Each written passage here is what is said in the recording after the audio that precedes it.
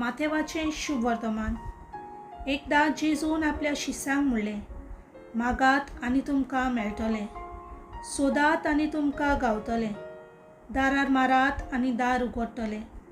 कित्याक जो कोण मागता ताका सदांच मेळटा, जो कोण सोदता ताका सदांच गावता, आनी जो कोण दारार मारता ताका सदांच दार उगडटलें. आपल्या पुतान उंडो मागलो जाल्यार ताका फातर दितलो, आनी मासली मागली जाल्यार ताका सोरोप दितलो. असलो कोण मनीस तुमचे मदें आसा जायत.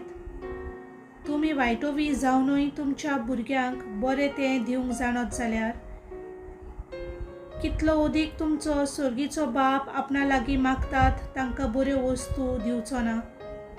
म्हणटच दुसऱ्यांनी तुमचे थंय करचें म्हूण तुमकां जाय तशेंच तुमी दुसऱ्या थंय सदांच करात. हें आसा शास्त्र आनी प्रवाद्याची शिकवण. देवाचें उतर हें.